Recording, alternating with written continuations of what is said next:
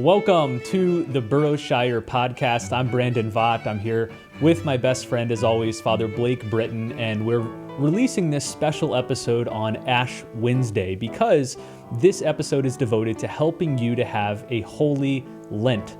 You know, this day, Ash Wednesday, is both a somber day and an exciting day in the church's liturgical calendar as we anticipate Christ's resurrection on Easter. And so, especially at a time when so many churches are closed or restricted still because of COVID, maybe you're not able to get into the season of Lent as much as you would like in your parish. We hope a lot of the resources and tips and discussion points we share during this episode will be useful to you. But before we get into it, Father Blake, it's good to see you, man. Welcome.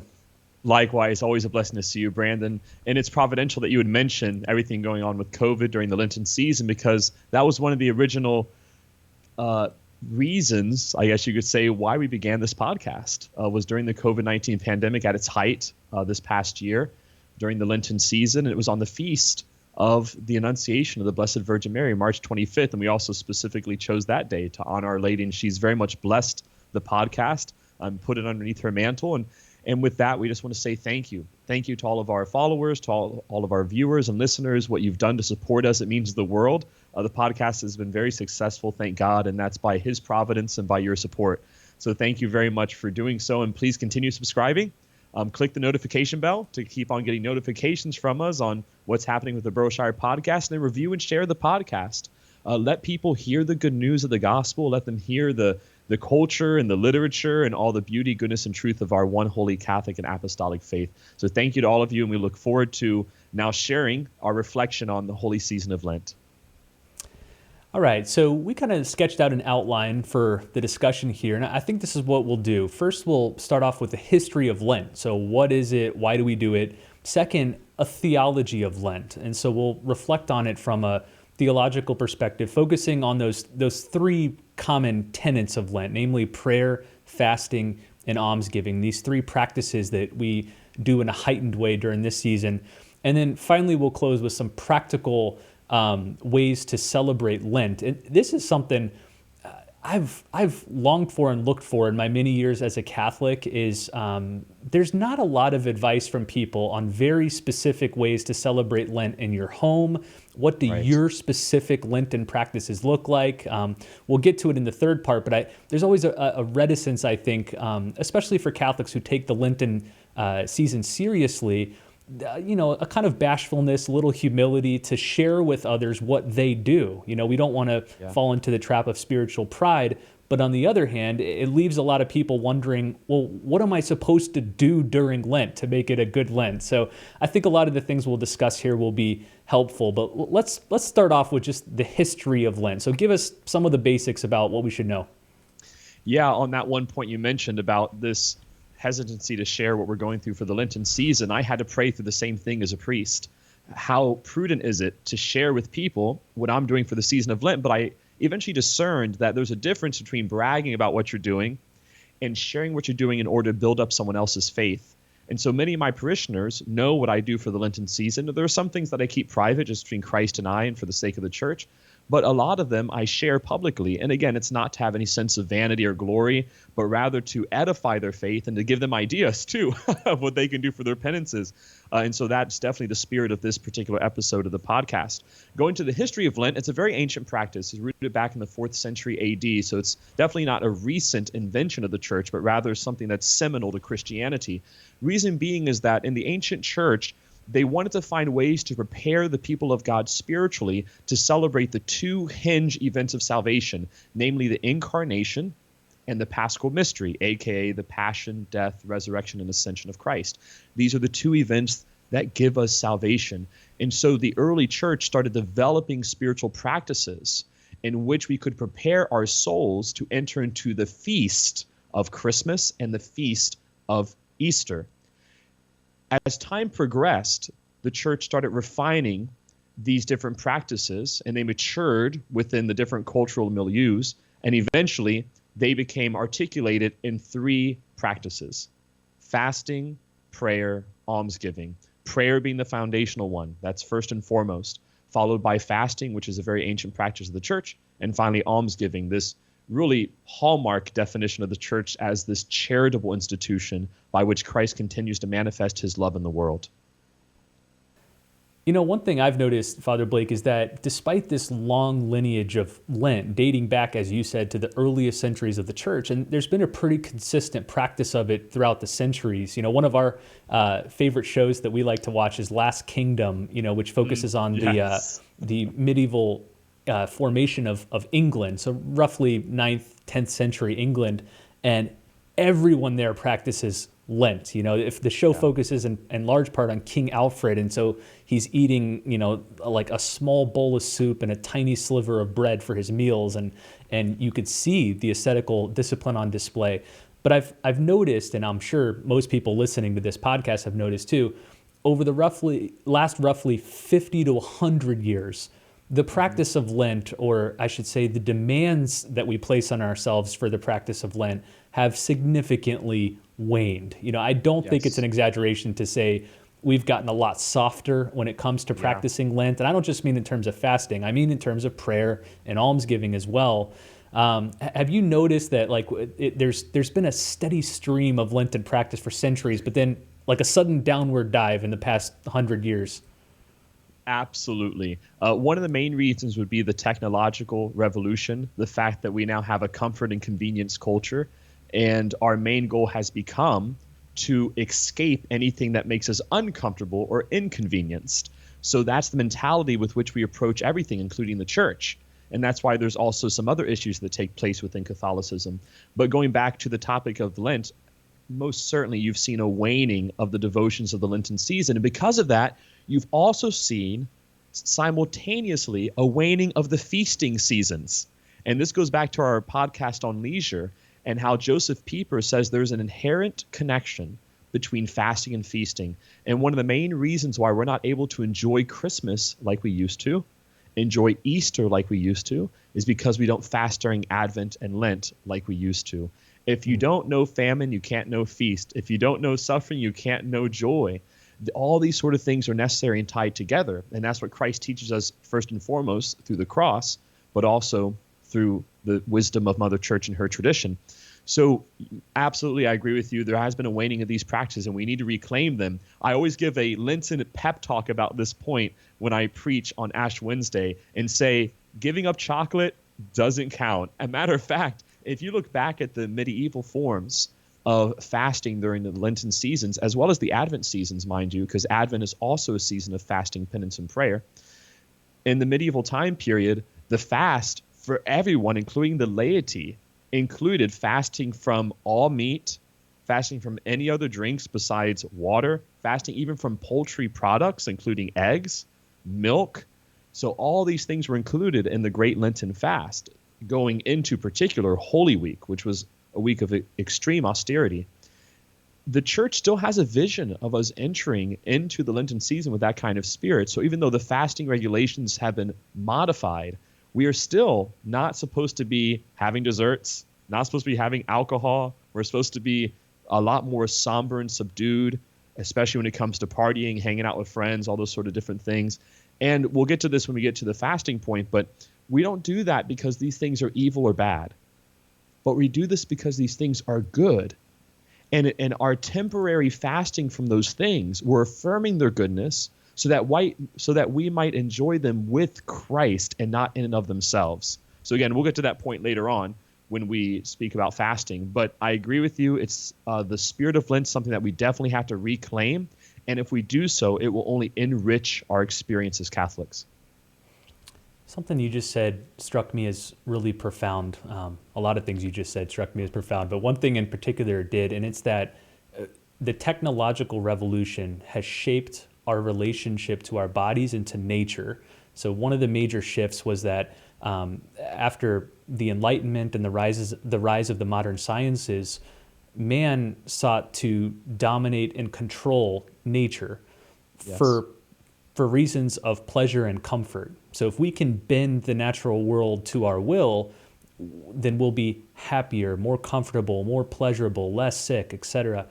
But one downside to that, of course, there's many positive benefits to technology and the sciences and all that stuff. But one negative effect is that you no longer are subservient to the natural rhythms of the world. You're no longer subservient to things like hunger and unwanted pain and things that require resilience or perseverance, namely all the positions we put ourselves in during the Lenten season. It's like our lives, thanks to technology, are antithetical to what the Lenten season is pushing us toward. Technology pushes the other direction. Technology is pushing us toward immediate satisfaction of our senses, to comfort, to pleasure.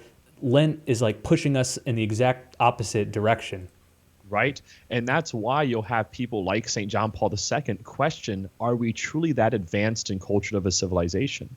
And that's a legitimate question. Just because we have Amazon Prime doesn't mean that we're a cultured and civilized society. Just because we're able to immediately satiate our appetites does not mean that we're progressive. We have to ask, what is true human progress? And what does that mean to truly progress and to become humane? Is it not to actualize the deepest aspects of our humanity, our intellect, our rationality, our spirituality, our souls, and our hearts? Or is it just to be convenienced and to avoid suffering and pain? That really radically changes how you approach reality. And we have to ask ourselves those questions. All right, let's shift gears. We just spent a little time on the history of Lent and Lenten practice throughout the centuries. Let's move to the theology of Lent. So maybe the most important word when it comes to Lenten theology is sacrifice. And when most of us hear that word, we think giving up stuff. I got to sacrifice this, got to sacrifice that. But when you give your Lenten retreats and Lenten talks, you like to focus on the true meaning of that word by breaking it down into its etymological roots. So tell us a little bit about what sacrifice actually means. Most certainly. You know I love doing etymologies. I will happily tell you. So the word sacrifice comes from two Latin words, sacra, which means holy, and facere, which means to make.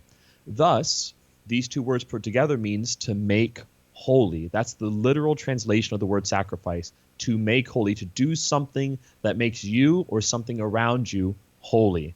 It does not mean to give something up. This negative connotation, yet again, comes from this convenience comfort culture of sacrifice. Well, I don't want to sacrifice because to make myself holy demands that I surrender something. So we have to reclaim this notion of sacrifice, not as necessarily giving something up, but rather doing activities which help us grow in our holiness. And that is the fundamental purpose of the season of Lent, that through prayer, fasting, and almsgiving, we're able to sanctify ourselves and the world around us. That, by the way, is why we call Christ's sacrifice on the cross the greatest blessing. It is the making holy of the entire cosmos through the death of Christ, through his divine heart, through his merciful love. And so that notion of sacrifice is pivotal. And that's what leads us to really dive into this spirit of Lent with the prayer, the fasting, and the almsgiving. That's really helpful to me because I think every talk I've heard about Lent or every book I've read about Lent puts forward the colloquial definition of sacrifice, meaning to give something up in a transactional way. So Lent's always presented to me as, well, you give up a bunch of things, so you're kind of emptying yourself so that you can fill that vacuum with more holy things like, God or prayer. So, for example, maybe you give up watching a movie for an hour and you use that hour to pray more or to do spiritual reading more. And I don't mean to discount that. Obviously, there's great truth and value in all that.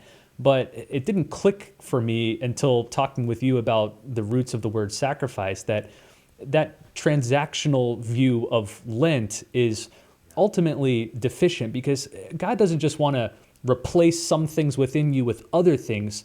He wants to make you into a completely different person. He wants to make us into a new creation, in Paul's words, or C.S. Lewis says he wants to make you into a little Christ. He wants to make you into himself.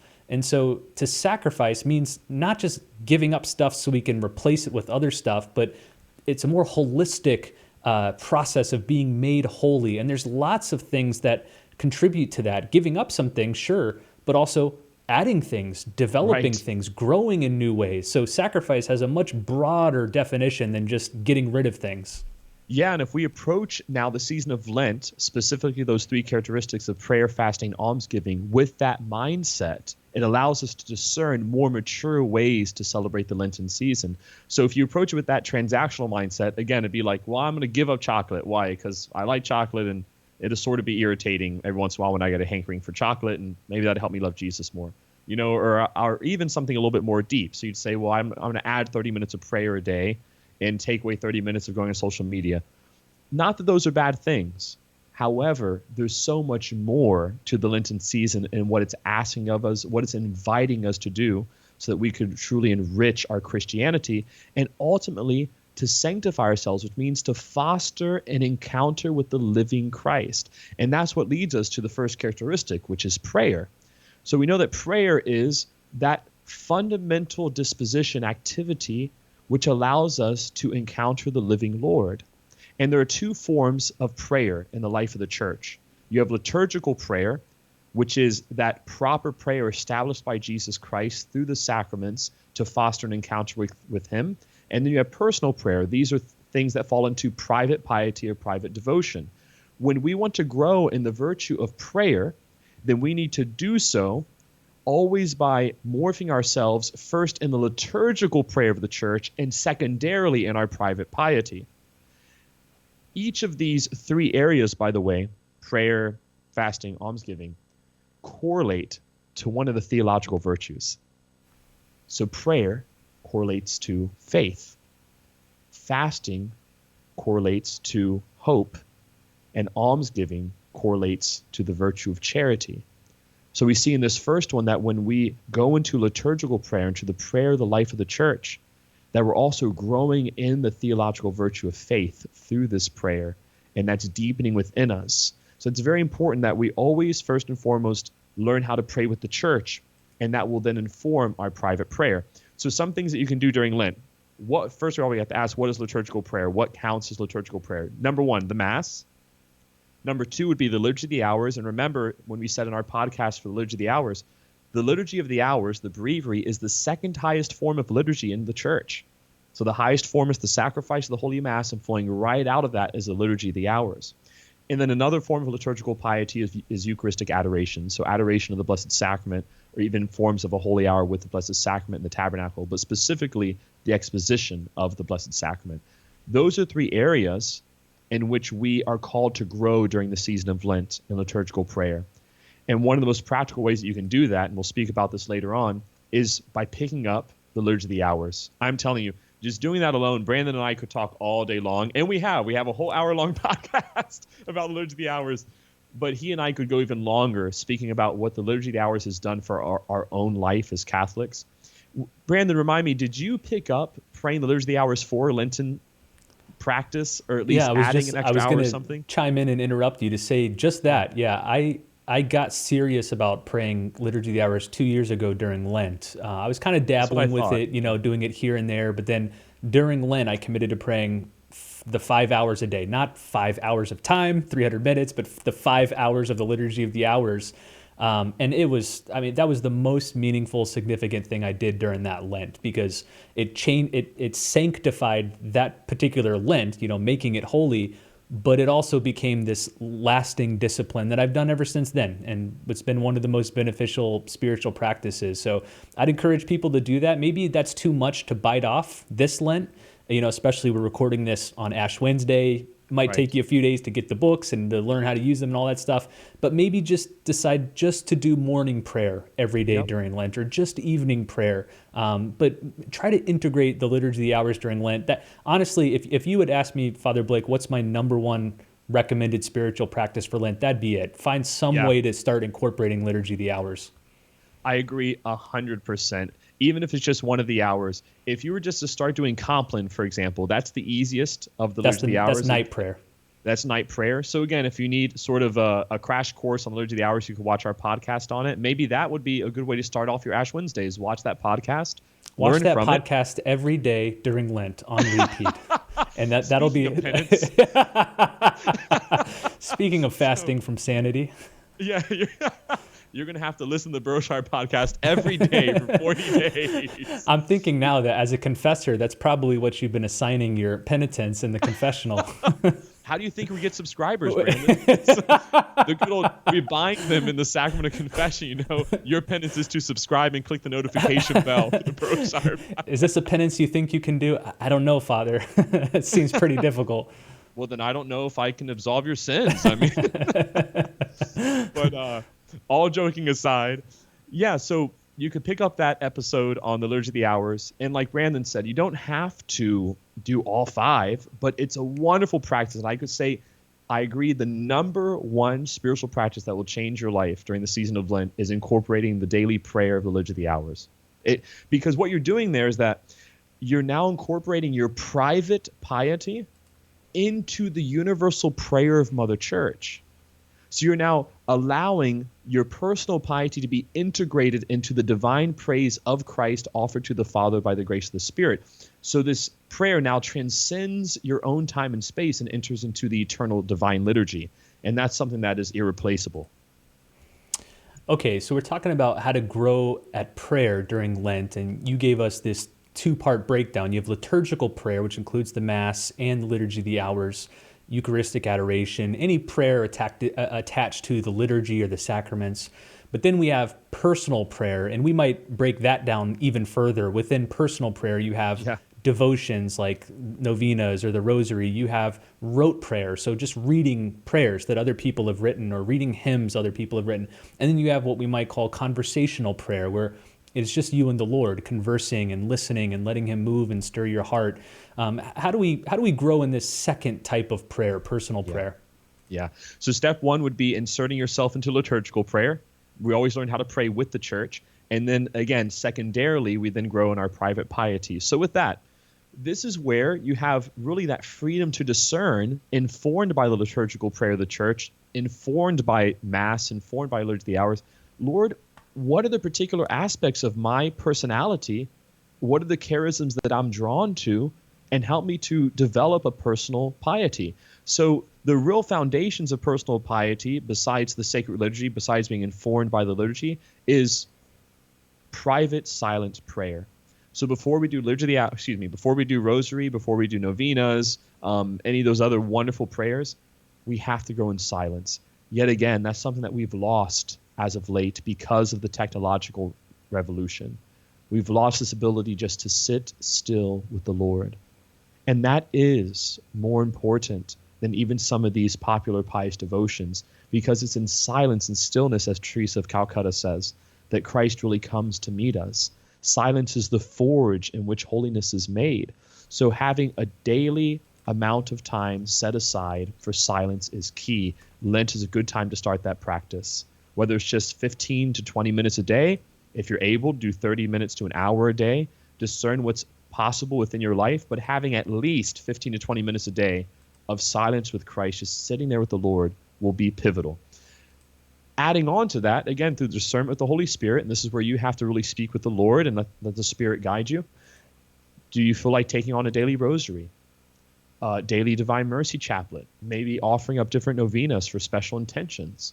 So these are some other areas that you can grow in the personal piety. The Church has a plethora of fantastic pious devotions. I mean, devotion to the precious blood, the prayer of St. Bridget, devotion to the saints, the holy angels. Maybe you want to pick up one of those charisms and grow in it. Do you want to grow in a deeper awareness of the holy angels? Well, then pick up the chaplet of St. Michael and start praying the chaplet every day for Lent. So there's all sorts of things, and it's sort of fun because you could do research and see, okay, my personal piety, where do I want to grow in knowledge and wisdom and the practices of Catholicism, and how can I form my personal piety around that with these different devotions? There's a tension that is going to pop up in the rest of this episode, especially when we get to fasting, also almsgiving. But I want to talk about it a little bit with you here. And the tension is, on the one hand, I think it's safe to say that generally in the church, this isn't true for every person, but generally in the church, we tend to be soft and less disciplined and less rigorous when it comes to prayer, almsgiving, and fasting. Again, I think it's fairly safe to say. Compare people today to people 100 years ago, I think it's quite clear. On the other hand,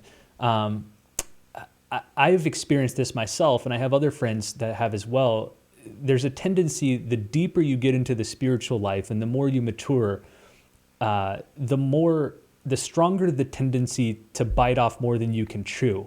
Right. And that's also Right. a spiritual danger. And again, I'll speak from experience. I'm trying to think of specific examples. I think maybe 3 or 4 years ago, at the time we were going to daily mass, so that was solid. But beyond that, just personal prayer was sporadic. I'd pray the rosary every now and then. Maybe 2-3 times a week, I'd have 10-15 minutes of personal quiet prayer. But there was no disciplined every single day doing it. And so when Lent came around, I set out to do not just some of the things you just described, but basically all of them. So I said, every single day I'm going to Right. pray full rosary. Every day I'm going to do a quiet holy hour. Every day I'm going to read 20 minutes of spiritual reading.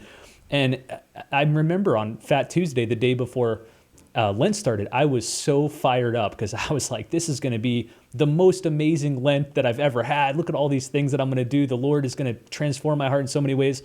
By like day 2, I was already overwhelmed, and some of those things started to fall by the wayside. And then that starts the whole spiral of guilt, and it ends up backfiring, and you have a worse Lent than you expected. Now, again, I describe it as a tension because, again, I don't think that's the most common problem in the church. I think mostly we're not doing enough, but there are some people, and I imagine a lot of the people listening to this podcast, that might be tempted to take on more prayer, more Right. liturgical additions and novenas and things. What would you advise as a spiritual director for this case? That's where discernment is key. So remember that holiness is not something that you accomplish first. We're not Pelagian.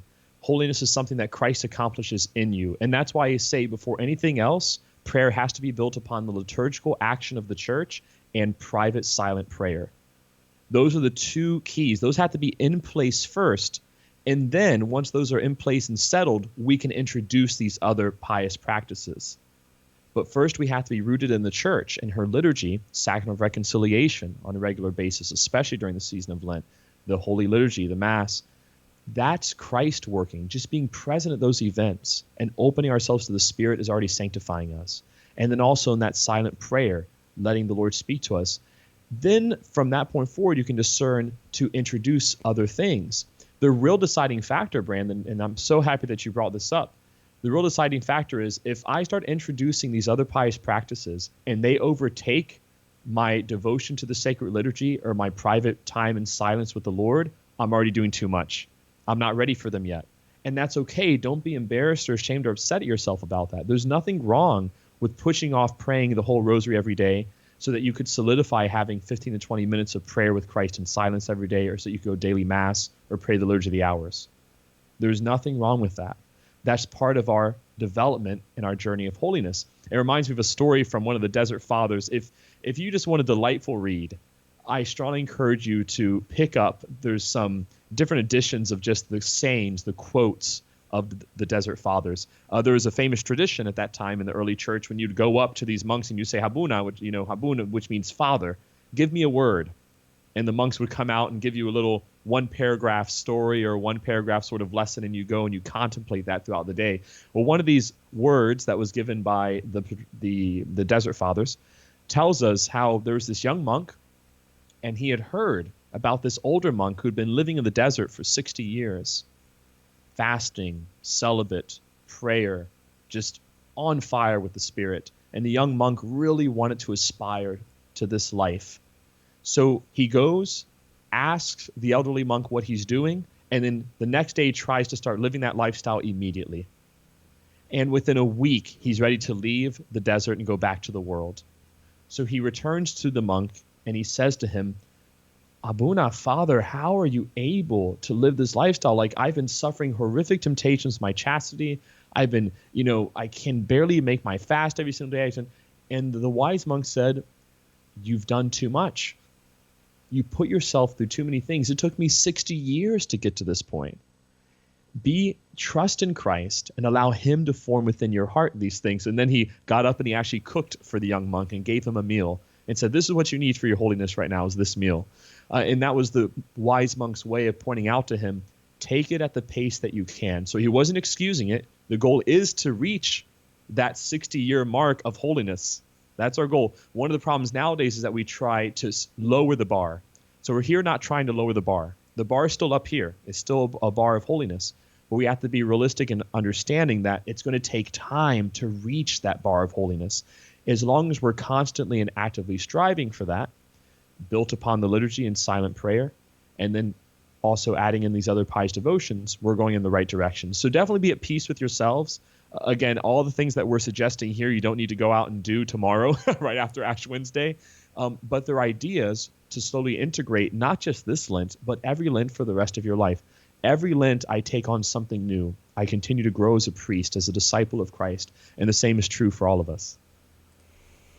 Super helpful. I liked you pointing out at the very beginning that the scenario I described is fundamentally Pelagian. It's Yes. us trying to do more things to acquire more benefits or to do more things to please Christ more. It's a lesson that I had to learn, I think the last 2 Lents before Lent started. I would talk with my spiritual director about what I'm going to do, but I would also just spend time in quiet prayer and ask Christ, what do you want me to do?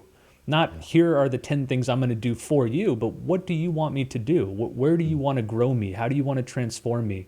And listen, and inevitably he'll put little promptings on my heart, or he'll open, a new interest or a new direction that points to a book or a spiritual discipline or a type of prayer or something. And he always leads me, in the direction I need to go to get to that bar, instead of me just trying to muscle my way up myself. Absolutely. And the maxim who really guides us in that disposition towards God is St. John in his first letter, when he says, it's not you who loved God, but rather God who first loved you. In other words, the impetus of holiness is on the Father before it's on us. The Father's one that seeks us through his Son by the grace of the Spirit. And then our duty is to be responsive, so receptive and responsive to the Father's initiatives. The Father should be the one who's guiding us by the Spirit in our Lenten observances and practices. And that can only happen if we're listening to his voice through the liturgy and if we're in silent contemplation. Good. Well, let's shift now to fasting. And I think this is probably the one most people associate with Lent. Right. For some reason, prayer and almsgiving get short shrift, but everyone thinks Lent, fasting means I got to give something up, right? So let's talk about fasting first outside of the scope of Christianity, because fasting's a pre-religious, if you will, discipline. I mean, you find Yes. it in pre-Christian, pre-Jewish cultures. You find it in pagan cultures. I mentioned, the Viking shows that you and I like to watch, and even among the pagans, before they have a big battle or a significant decision, they'll go, fast or brave the elements on a mountaintop. There's something just naturally human to this idea that before big moments, such as the celebration of Easter, we need to fast and purge ourselves from the goods of the world. Yeah. This is something key within us. And it is fascinating to me as you study ancient culture, how you're able to recognize this trend has always been part of it. And of course, in Christianity, it reaches its fulfillment because in the ancient world, fasting was typically tied to a negation of the world. So the sense that I want to escape worldliness in order to enter into the transcendental form of divinity. Whereas in the Christian dynamic, because of our faith in the incarnation, so the fact that God became man and dwelt among us, the notion of fasting takes on a different kind of timbre. So fasting in Christianity is not a negation of the world because the world is evil. We know the world is not evil. God made nothing evil. But rather, fasting is a way of ordering our appetites, of giving restored proper order of our desires so that they are oriented towards the higher good. The most popular form of fasting is from food. There are many forms of fasting, which we'll get to in a second, but let's just use the example of food. The reason why I fast from food is not because food is an evil. I fast from food because food is a good, but it's a lesser good. And it's a lesser good that is to point me towards a higher good. So when I fast from food, what naturally happens? Well, my stomach aches. I'm aching for food. That temporary feeling of ache in your stomach is supposed to be a reminder of the eternal ache within your soul for divinity, the hunger that your soul is always searching for, that your soul is always seeking to satiate by being faithful to Christ. And now you know the logic. behind the Eucharistic fast before the Holy Mass. The purpose of the Eucharistic fast before the Holy Mass is to syncretize your body and your soul so that when you go up to receive the host, when you go to receive the precious blood, you are actually hungry, that you're feeling these pangs within your body, which are a reminder of what your soul is feeling at that moment for the Holy Eucharist. I've always favored the language of John of the Cross here when he describes attachments and detachments. So instead of fasting, because I know for a lot of people, fasting just connotes giving up food. It's almost synonymous with just dieting, right?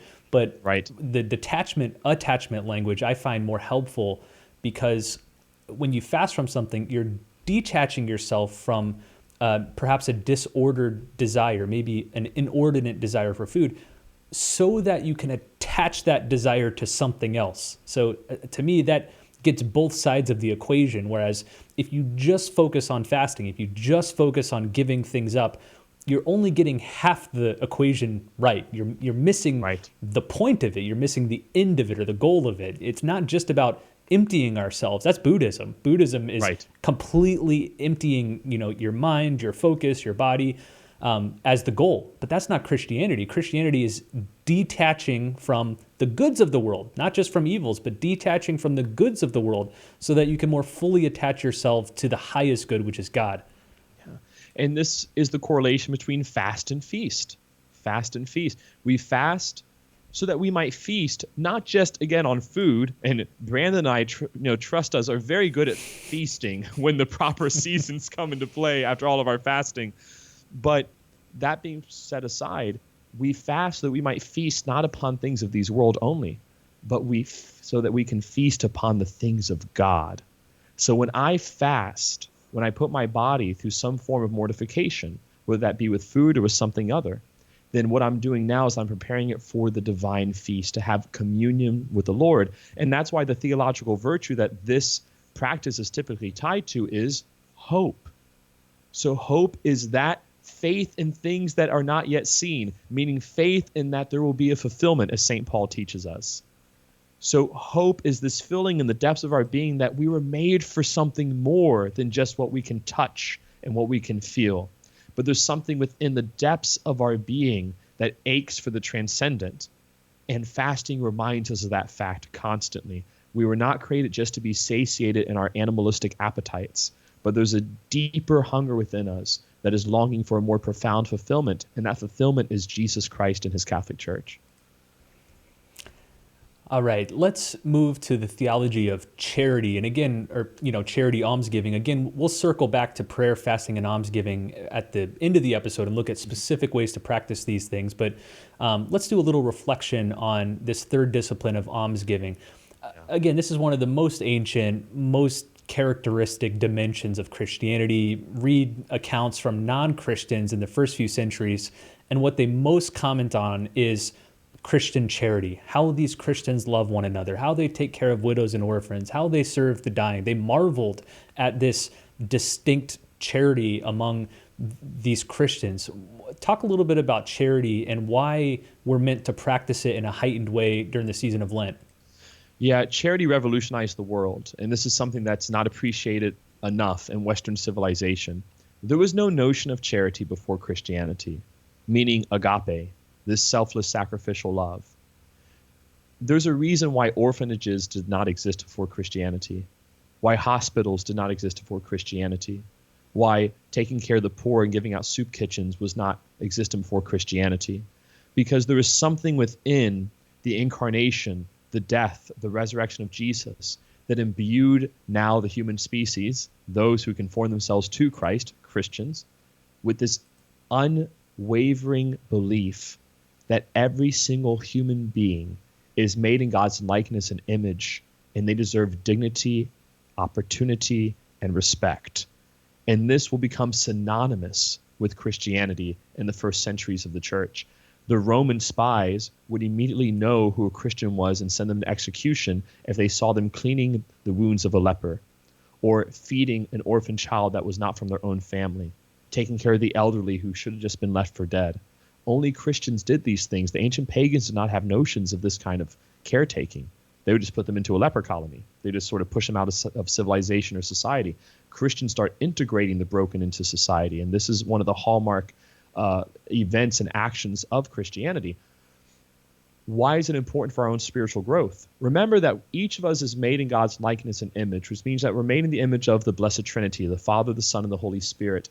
As St. Augustine teaches us in his book De Trinitate on the Trinity, book 5, he'll mention that the real essential character, the real essential facet of the Trinity is that they are for one another. Pro te, they're for you, they're for another person. It's only in giving of themselves that they are most themselves. So the Son gives himself to the Father to the Son. The gift is so absolutely, entirely selfless that it actually manifests itself in the existence of a third, which is the Spirit. The same is true for us. We are most ourselves when we're giving ourselves away. And that's where charity is not just about giving money. That's part of it, because that's part of our time, talent, treasure. But charity is also about giving of yourself. When we make that extra donation into the offertory basket, when our family may need that $20, or when we sign up to try to help out at a ministry at the parish when we could just be at home watching the football game, but we decide let's help be an usher, let's help be an extraordinary minister of the Eucharist. When we sign up to go to the St. Vincent de Paul Society and to feed the poor and to clothe the naked, instead of just hanging out or going to have our career to make more money, those are moments when we are becoming more humane, more and more ourselves, because we're reflecting the divine image of the Blessed Trinity. And that's the real logic behind charity, almsgiving. Yeah, it seems to me everything you just said is more true, especially during Lent. Like, it seems like charity is, of course, perennially important because every person's made in the likeness and image of God, which means everyone has God for their father, which means everybody's a brother and sister, regardless of what they believe, where they live. And so we should act in charity toward others for that reason alone. However, during Lent, the demand of charity is heightened because of its transformative effect on us, because of what it does to us, because charity is making us more like God. It's sanctifying us. It's making us more holy. And so, yes, charity is good because of what it does in the world among our brothers and sisters, but during Lent especially, it's good because of how it's transforming us. Yes, exactly. And that's what the season of Lent is about. It's about conforming us more closely to the image of Jesus Christ. And before all else, Christ prayed. Number one, he establishes the liturgy. He fasted regularly throughout his life, not just the 40 days in the desert. And of course, he was a man of deep charity. In the end, he is the God who gives himself in the flesh on the cross, the greatest act of charity of all time. This becomes, as the apostles teach us, the fulfillment of all revelation. Christ giving himself to us on the cross. So that's at the real heart of the season of Lent, is to conform us closer to Christ. Prayer, fasting, almsgiving, these are the ways to accomplish that goal. All right, as promised, let's spend the rest of the podcast episode talking about some practical ways to have a holy Lent. And again, I know for a lot of you, you're listening to this on Ash Wednesday, maybe a few days after Ash Wednesday. Do not fall into the temptation that, well, Lent's already started, so it's too late. Maybe I'll do some of this stuff next year. No. Do some of these things starting now. There's no such thing as a perfect Lent, even if you do them for the final 3/4 of Lent or the final half of Lent, it doesn't matter. So don't feel like Lent's already passed you by because you're listening to this after it started.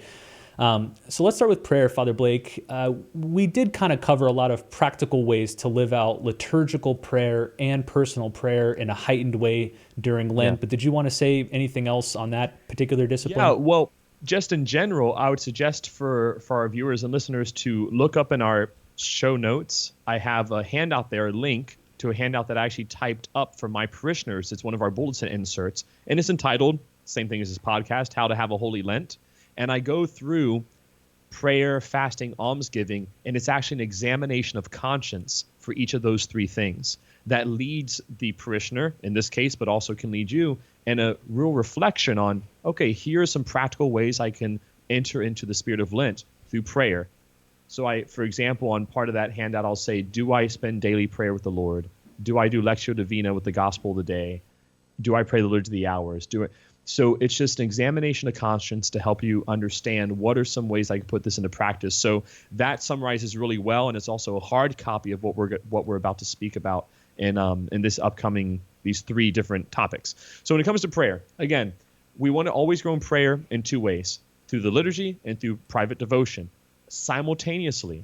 So we can't just say, well, my prayer is my prayer. There's no such thing as my prayer, meaning in isolation. Your prayer always flows out of the prayer of the church and then becomes yours as a gift. It's not yours to possess. It's something that's been given to you by Christ through the sacred liturgy. So what are ways that God is calling you to grow in liturgical prayer this Lenten season? What are liturgical devotions that you can begin right here, right now? Number 1 would be the Liturgy of the Hours. That's the most practical, realistic one that everyone can do. If you need a way to find out how to pray the Liturgy of the Hours, download the iBreviary app for your Android or Apple. It's very easy to do, and just pick one of the hours. So traditionally there are 5. You have the office of readings, you have morning prayer, daytime prayer, evening prayer, and Compline, night prayer. I would suggest if you're new to the Liturgy of the Hours, just to start with night prayer. That's a very simple thing to do. It has an examination of conscience right before you go to bed, and then you pray some of the Psalms, and you prepare yourself to be commended into the hands of the Father. You entrust yourself. Chesterton once said, very in his usual witting way, that there's no more Christian activity than to sleep. And of course what he was getting to at that point was that to sleep is to put yourself in the hands of the Father. So in Compline and night prayer, you do that. That would be one of the best ways for liturgical prayer. Then out of that, go ahead and add into the prayer facet a daily time of silence, 15 to 20 minutes a day. If you can do those 2 things, then you could discern about adding something else, such as the Angelus, the Divine Mercy Chaplet, maybe praying the Rosary. But really, it's very important. I'm saying this now, not just out of my opinion. I'm saying this as a spiritual director and as a priest. You got to have liturgical prayer and silent prayer down pat before you integrate something else in private piety or devotion. Not because those private pieties and devotions are bad. They're amazing. I pray the Rosary. I pray the Divine Mercy Chaplet. I love them. But they're only really fruitful in my heart, and they don't become a distraction or don't become a way of taking away from Christ because I'm rooted in the liturgy and silent prayer. So discern, pray, Lord, what ways during this Lent am I being called to grow in the liturgical prayer of the church and in my own personal private prayer? Good. Let's turn to fasting now. And this is where I know I get a lot of questions, and I can only imagine as a priest the amount of questions and advice people seek from you on this question. What should I give up during Lent? What should I eat? What should I not eat? What about this? What about that? We thought we'd kind of go over some basics. And again, I want to add the caveat here that Father Blake and I decided to be very transparent in this episode, talking about what we do, and not, again, as a sign of spiritual bragging. I know for myself, and I'll get more detailed here in a minute, I've had to really work up to a lot of these practices, and I really struggled for several years giving up different things during Lent. But let's just start off with this baseline, Father Blake. I remember one thing you told me a long time ago was the prescriptions for fasting from the church are a minimum, and like every Catholic should be doing at least that. Again, I don't want to overgeneralize, but for most people in the church, there's exceptions here because of health reasons or because, you're elderly or, whatever, that even the minimum amount of fasting the church requires is tough. And I get that. I'm not meaning to demean that.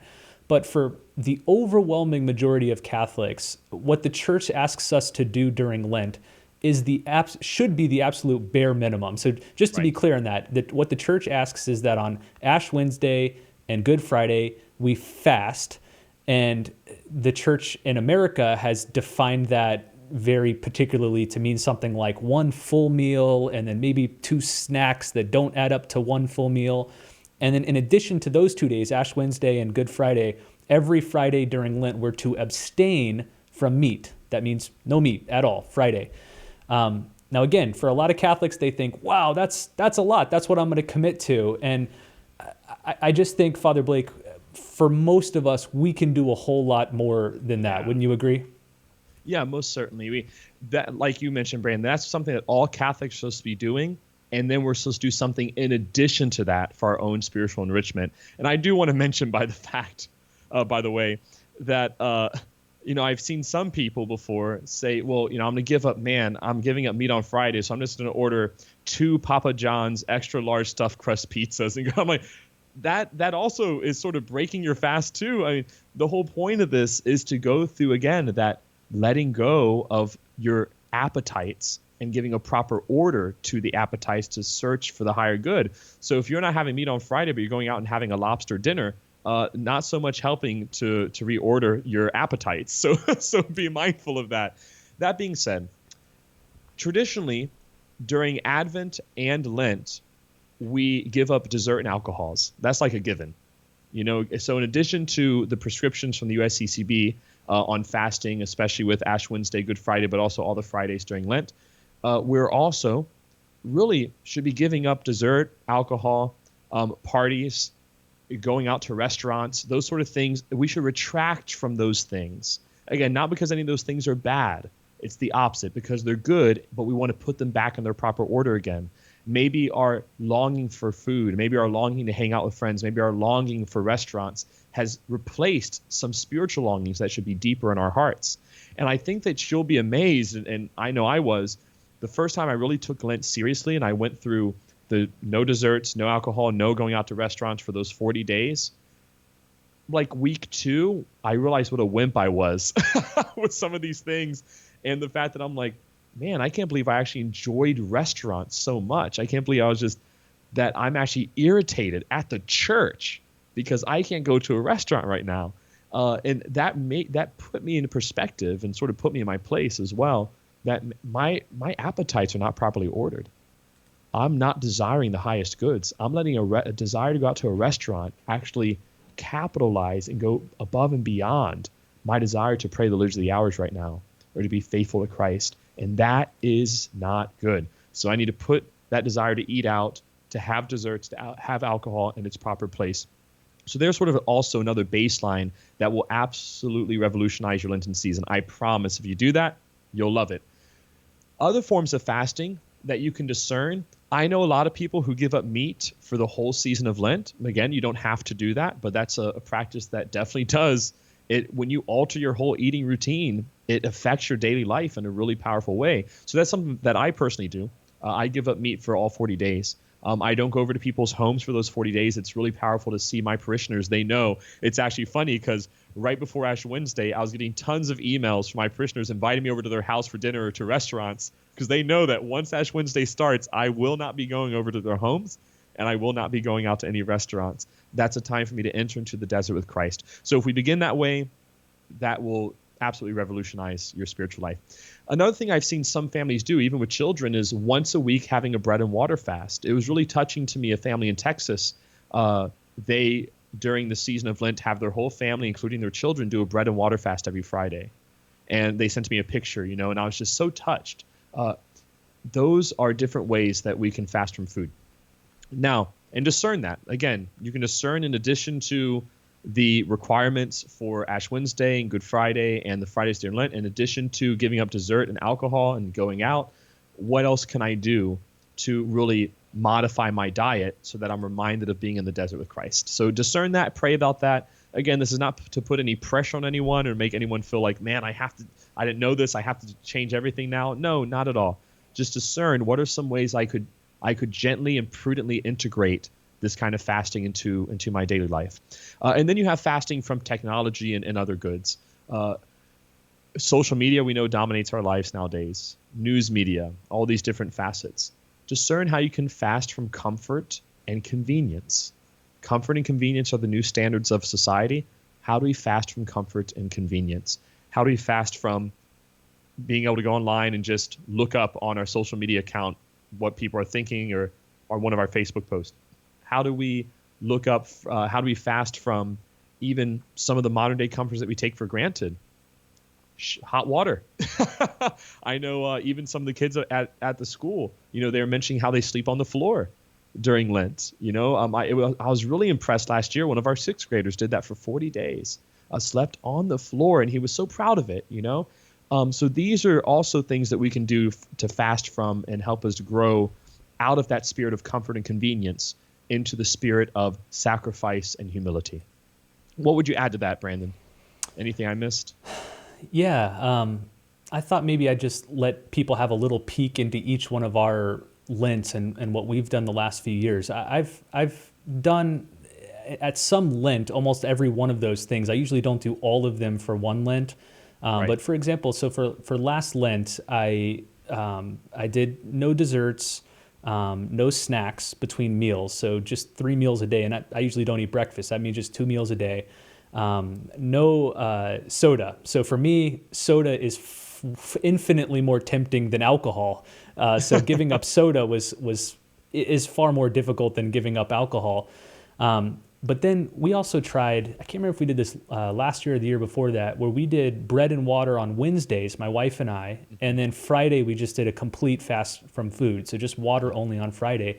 And that's tough. I remember, it must have been 2 years ago, because I remember that was the most difficult Lent I've ever had, to the point where I think I was maybe pushing myself past what the Lord wanted, and that I was just, sort of white knuckling my disciplines and trying to be as ascetical as possible.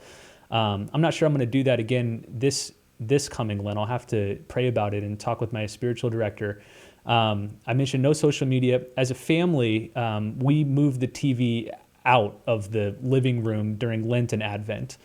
So we don't do any family movies, any family TV shows.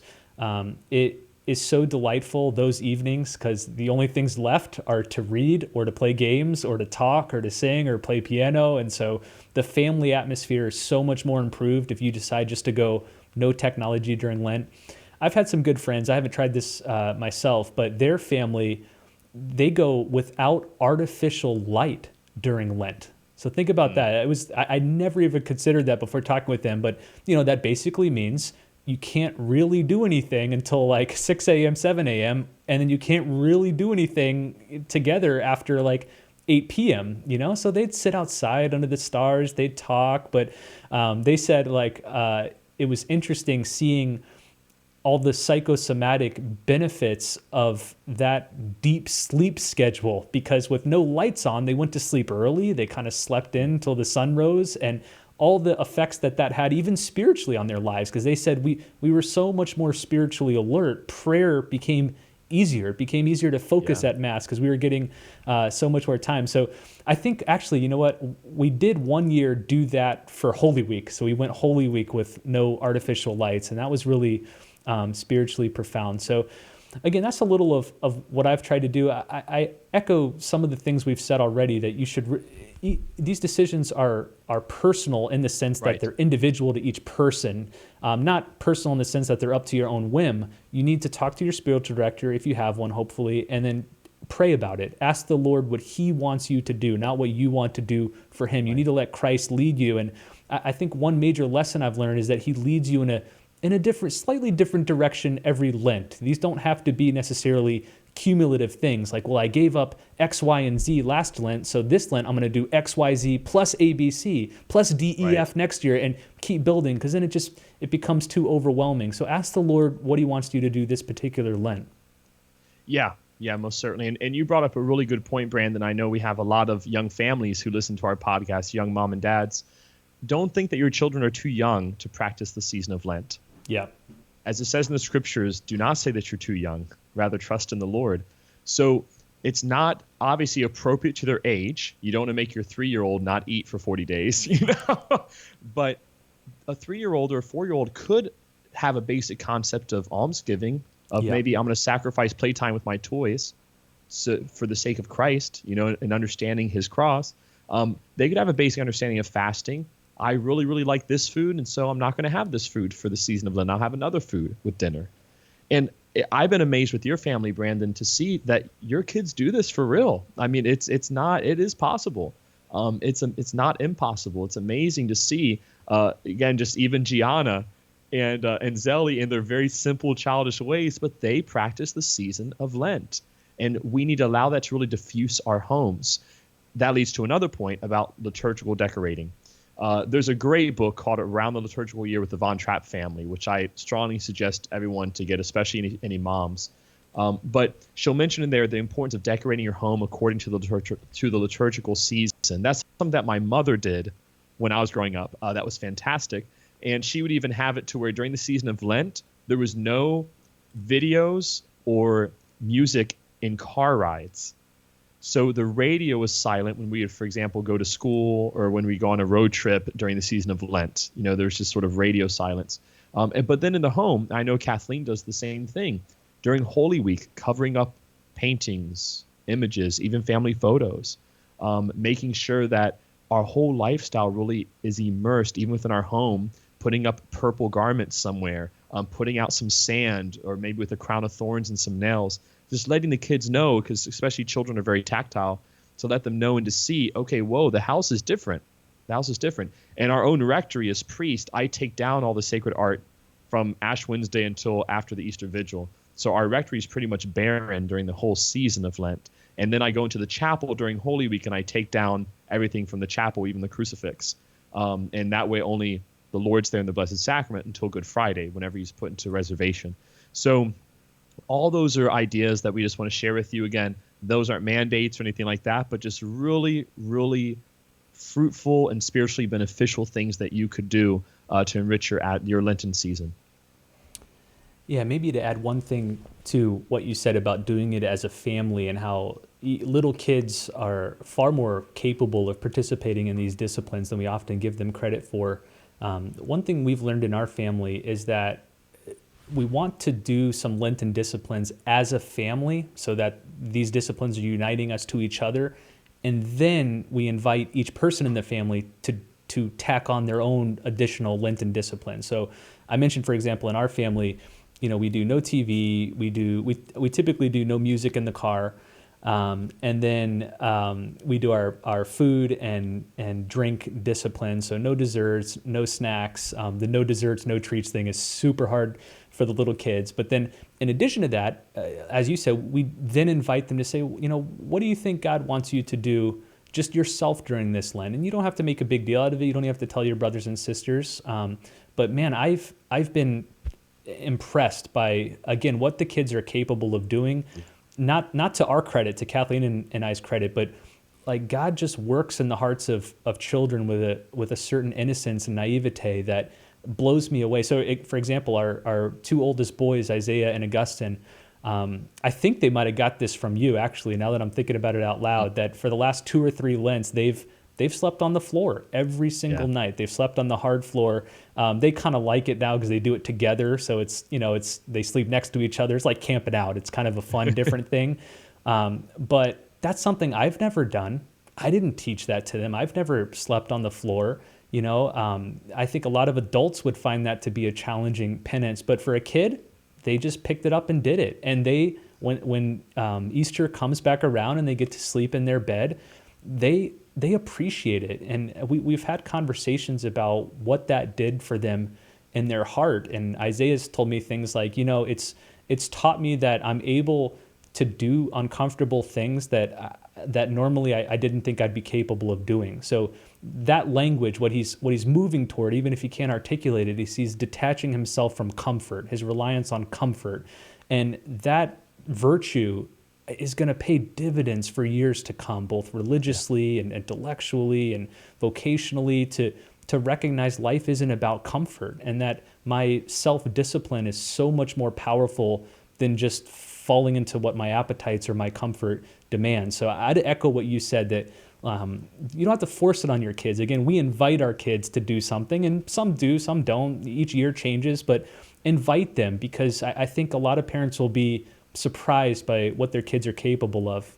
Yeah, I've had that experience with our kids at the school. A lot of the parents are just blown away by what their children will do, because I always give the children's mass homily on Ash Wednesday, and I'll list off suggestions.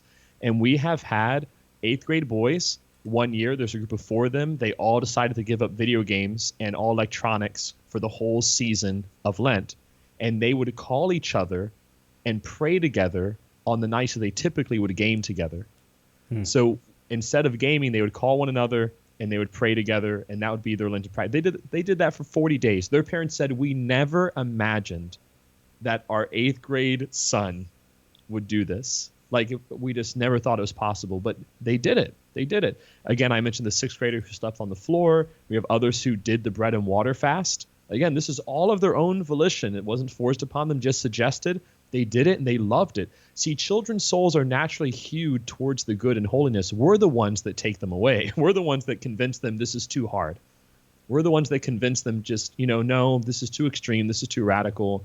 Don't do this, because we've become also soft in our spiritual life and we've lost spiritual grit. And then we pass on that softness and that weakness to our children. Don't do that. Your kids are strong and they can become saints if we just open up for them the door and allow them the opportunity. And I agree. I think that you'd be blown away by what your children are capable of. It's pretty phenomenal for me as a priest to witness these families grow in such holiness. And the final thing I'll say about fasting is in regards to vice. So all of us have sins that we struggle with, specifically 7 deadly sins. And so which one of those deadly sins is particularly present in your life? So let's say that you have struggle with gluttony, with greed, with lust, with envy. Try to also form fasting around negating those vices. So if you're having a struggle with chastity, perhaps you need to discern some form of fast in order to help increase your virtue of chastity, whether that be fasting from technology or fasting from certain temptations or friendships or relationships. Or you can orient your fasting of food for the grace of an increase in chastity. So, Lord, I'm going to fast today, just do a bread and water fast for an increase in the virtue of discipline because I'm gluttonous, or an increase in the virtue of humility because I'm envious and prideful. So, Lord Jesus, please help me to grow in those virtues. That's also very important, to hew your penances and your fasting according to the vices that you struggle with, to remedy those with the grace of Jesus. I wanted to get your feedback on one final item with fasting. It's something that you taught me as well. So for the last several years, I've done the Ash Wednesday, Good Friday fast, which, again, the bishops say 1 normal size meal, 2 small meals. For me, for you, I know for a lot of people, we basically just don't eat at all on Ash Wednesday or Good Friday. We do, just a straight water fast.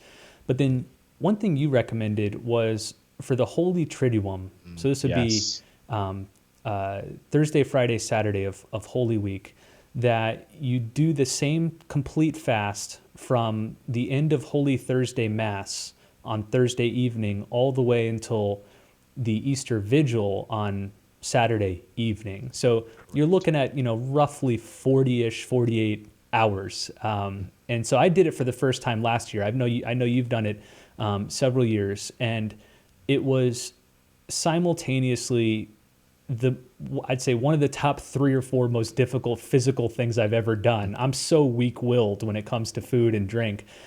So just to not have anything for 3 days, Thursday, Friday, Saturday, 40-ish hours total, it was simultaneously one of the hardest things I've done, but then one of the most spiritually gratifying things I've done. I remember the celebration of Easter for me last year was heightened to such an enormous degree because these physical longings aligned with my spiritual longings, and they were both satisfied on the same evening with the glorious liturgy of the resurrection and being able to eat and drink after that, after being so hungry and thirsty.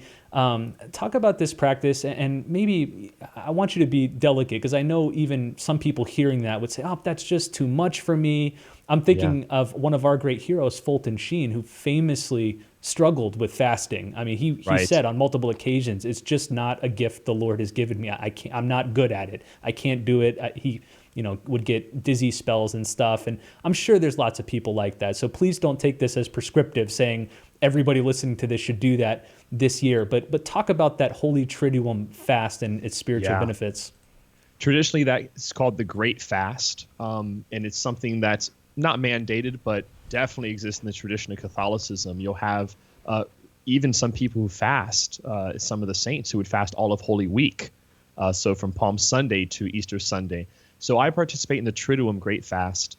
And it's, like you said, just one of the most enriching devotions that I was able to discover. Thank God, that tradition. I actually discovered it through a very holy priest who taught me about it. And when I incorporated it into my Lenten practices and my Holy Week practices, it revolutionized my encounter with the risen Lord on Easter Sunday.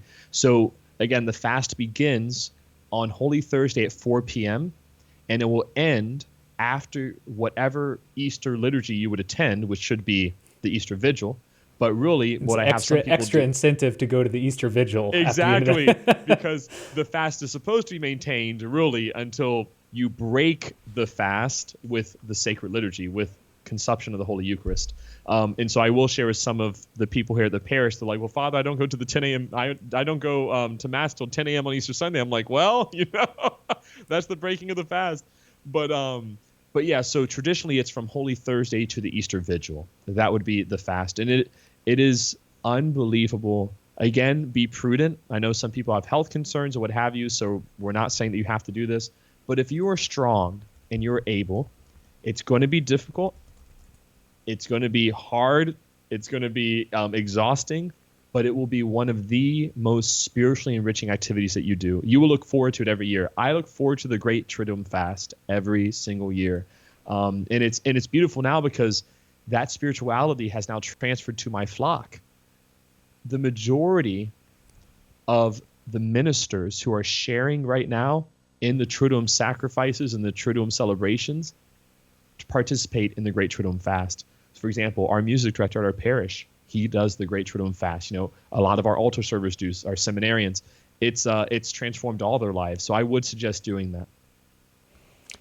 And then I know I keep extending the fasting section here, but there's lots of practical points and questions that I know I'd been wanting to ask and talk about for years and years and years and never had an outlet. So I think this will be helpful to people.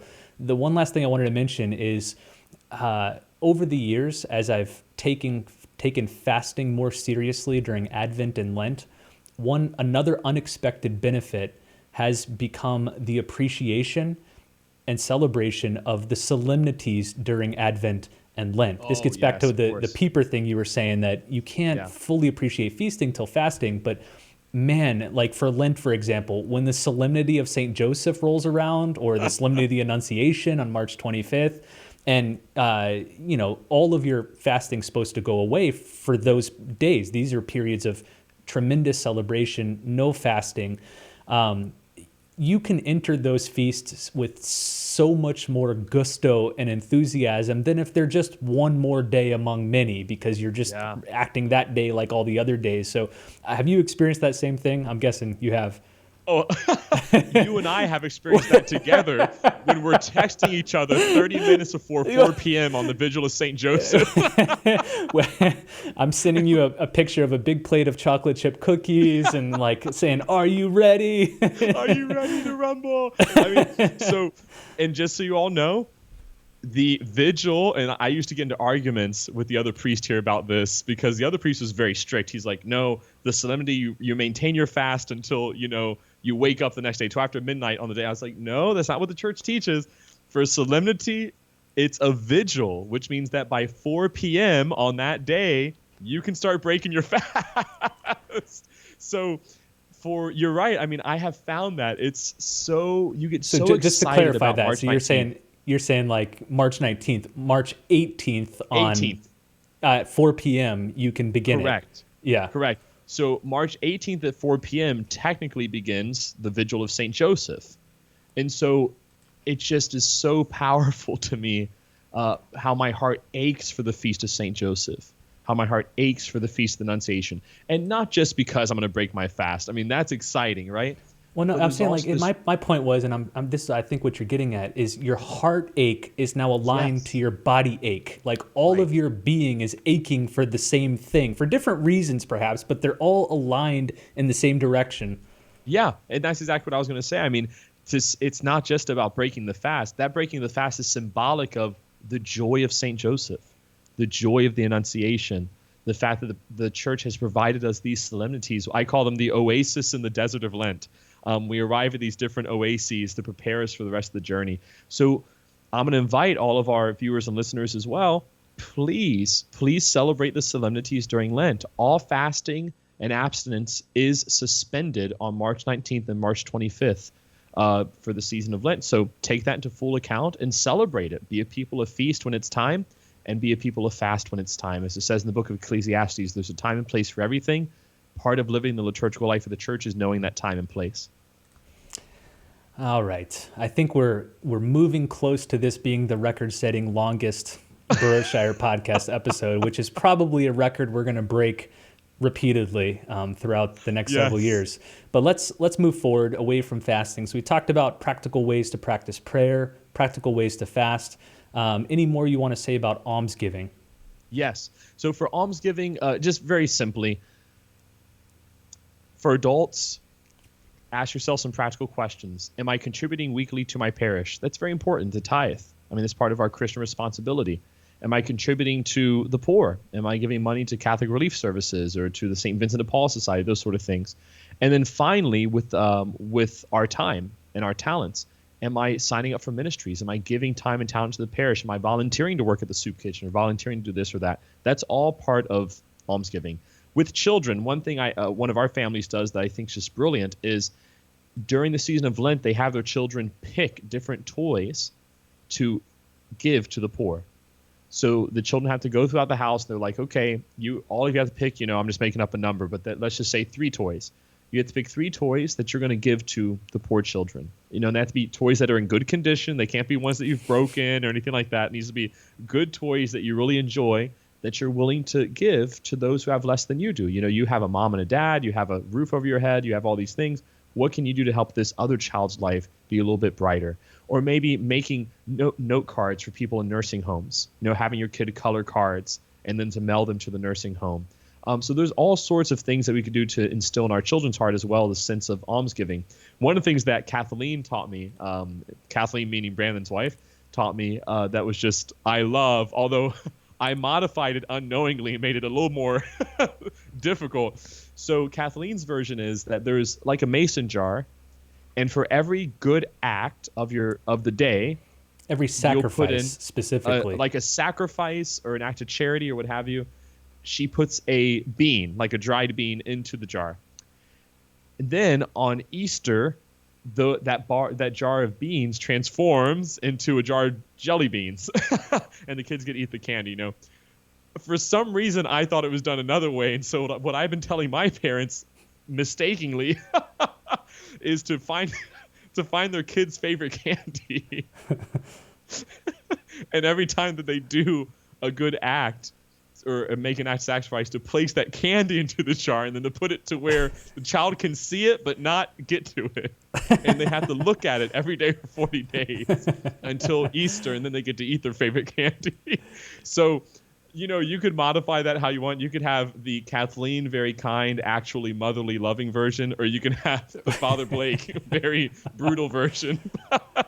I will say that practice I loved. The sacrifice jar in our family has given birth to a whole family of moral theologians, because now throughout Lent, you get all sorts of questions like, was that a sacrifice? Was that a sacrifice? Do I get to put a bean in the jar? And it's like, well, let's think about this, Did you just do something to put a bean in the jar? Did you just do something that was nice but perhaps not sacrificial? What does it mean to offer a sacrifice on someone's behalf? So it's provoked all of these nuanced questions that I never thought we'd have to get into for the sake of a jelly bean, but it is what it is. Was picking up that toy an inherently amoral activity? Or was it... Does that fall under the principle of double effect? And if so, may I place a bean in the jar? Isaiah steps forward, said contra.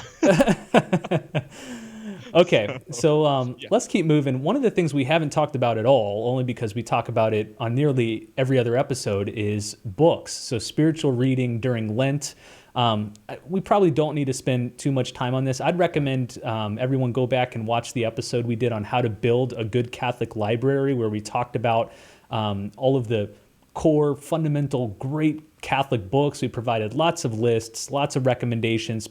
Virtually any of those would be good during Lent. But did you want to recommend maybe a few specific good books that would be appropriate for Lent? Well, my first of 100 suggestions would be... Well, we'll do the Father Blake Book of the Month Club, which includes the collected works of Joseph Ratzinger. Now that you've mentioned that, a couple of the other people who watched those have been like, yeah, Father Blake, your book of the month is 3 books. It's my book of the month, okay? You don't tell me how to write the book of the month. But all joking aside, so first, and this is something that Brandon and I both do, and it's actually a common practice, not just him and I. A lot of people do this. Is there's a tradition during the season of Lent to read a book on the life of Christ. And so that's something that I do every Lent. I know that Brandon does as well, and some other people. So there are several books I would suggest in that category, the life of Christ category, which really, this is a great spiritual practice. I'm sure Brandon wants to add to his own experience of it, but this is a great spiritual practice I would suggest for everyone. And a lot of my own parishioners do this. So we have the To Know Christ Jesus by Frank Sheed, very popular and a fantastic book. You have The Life of Christ by Fulton J. Sheen, and Word on Fire just produced a wonderful edition of that I strongly suggest. You have The Lord by Romano Guardini. He was a great 20th century theologian, really one of those inspiring figures of the Communio movement. And then, of course, you have the best one of all of those, which is Jesus of Nazareth Holy Week by Pope Benedict XVI.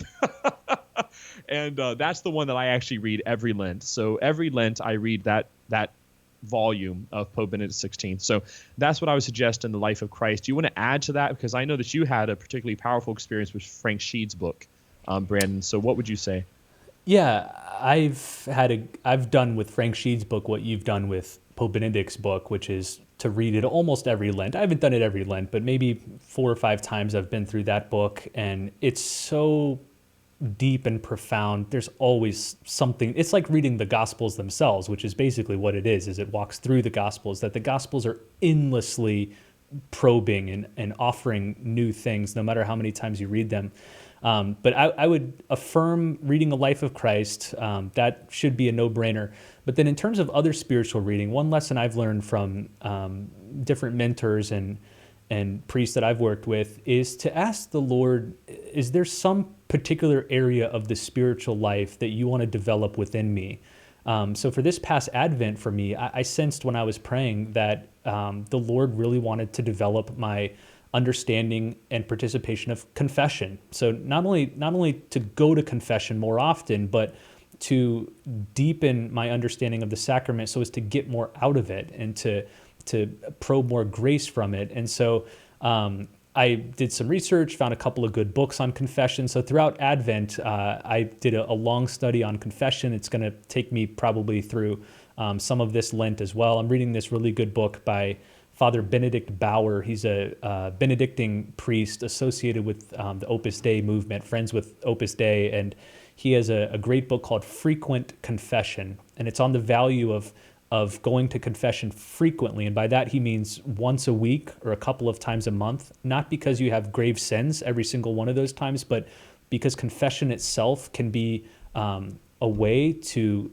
transcend even resilient venial sins, and so how to purge even the smallest venial sins out of your life through frequent confession. So that's just one example. I think, Father Blake, you've counseled a lot of people on the specific vice of acedia and how during Lent that could be a good time to work that out of your life. You want to say something about that? Yeah, there's so much I could say. We speak about it a lot in our podcast. I'm a little worried about there's a deep breath before that. Yeah, there's a lot I could say about that as we're nearing the hour and 20-minute mark. So let's just go into hour 2 of our podcast. So we do speak a lot about this in our episode on confession. Do we have spiritual woundedness? I'm sorry. On our episode on spiritual woundedness. So I do suggest for our listeners to go back and listen to that episode, because we mentioned the demon of acedia, which is that demon that fights against your personal holiness, a very dangerous demon. If you want to learn more about this demon besides just listening to that episode of the podcast, you can also read a fantastic book called The Noonday Devil. It's done by a Benedictine monk named Nault, Nault. And he just, with such clarity and keenness, is able to identify this demon and the fact that it is the most dangerous demon of our time. And that's the subtitle of the book. It's called The Noonday Devil, the Demon of Our Age, or the Demon of Our Time. It's really a wonderful book. And I actually have all of my spiritual directees are required to read this book when they first come under my tutelage. So before we even get into the real depths of spiritual direction, I have them do 2 things. We go through the spiritual woundedness talk, and then we go through the Noonday Devil. So that's just one of those fundamental spiritual texts. When you read it, you're going to be, it's almost like reading the screw tape letters. You're sort of reading that. You're like, yep, that happened to me. I can see that. And so he's very good at unveiling in a much more spiritual way than the screw tape letters. So it's an explicitly spiritual, mystical work, but really unveiling how demons work in our lives and unveiling temptation. So the Noonday Devil's great. And then, of course, we're in the year of St. Joseph, which is awesome that our Holy Father Pope Francis has declared that. And St. Joseph has a major solemnity in the season of Lent, March 19th. Doing a consecration of St. Joseph would be a wonderful way to celebrate the season of Lent. And there are some great books that you can get for this consecration. I'm actually doing the consecration with my whole parish this Lenten season. We're doing ours. It's Consecration to the Heart of Jesus Through Joseph is the name of our book. It's a wonderful text. But I know that you just recently did a consecration, Brandon, to St. Joseph, and you used the Galloway text, correct? Yeah, which I highly recommend. Phenomenal book. It's called Consecration to St. Joseph, The Wonders of Our Spiritual Father by Father Donald Calloway. Yeah, and that's also a wonderful book. And that's a little bit of a hint, by the way, wink, wink. Our next episode is going to be about St. Joseph. So maybe prepare your hearts by doing the consecration. And then do you want to say something, Brandon, about, because I know this is something you and I have spoken of before, getting to know a particular saint during the season of Lent? Yeah, I think on a past episode, I specifically encouraged this. I got this lesson actually from Bishop Barron, who recommends that during both Advent and Lent, that you get to know closely a particular saint. And you do that in several ways. You read a biography of them. If they've written prayer or poetry, you bring that with you to the chapel and you use that as a source of prayer. If they've written diaries or journals, you get deep into those. And then ultimately, you talk to them. You ask their intercession. You reside with them. You become friends with them. I think there's hardly a better way to use a Lent than to grow deeper into the communion of saints, which is ultimately the mystical body of Christ himself. So I think fondly over the years of different Lents. There was one Lent where I got to know St. Therese very well, one Lent with Pier Giorgio, one Lent with St. Paul. I had a really profound mystical experience at prayer one year, I think 5 or 6 years ago with Paul that really made a difference in my life. Bishop Barron always likes to add the advice, though, pick a saint. Maybe you could pick a saint that's similar to you, or that's aligned to your interests. So I know a lot of young people in their 20s and 30s are drawn to Pier Giorgio because he's a young guy, he's a mountain climber, he's a college student, he's in the world, so you can relate to him, right? But there's also value in growing close to a saint who's utterly different in lifestyle, vocation, temperament, prayer style. There's something about that edge that sharpens you and kind of fills in the gaps of your own, temperamental or spiritual life. So I'm trying to think of some specific examples. I spent a couple of years. Therese is one example, and then I think there was another nun I did as well. It was just like there's so many dimensions of Therese's life that I just can't sympathize with.